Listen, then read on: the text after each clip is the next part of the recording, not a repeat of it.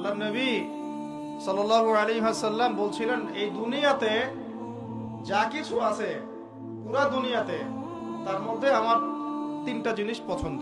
কয়টা ভাই? এক নাম্বার সালাহ, এক নাম্বার নামাজ। এটা আমার চোখের শীতলতা।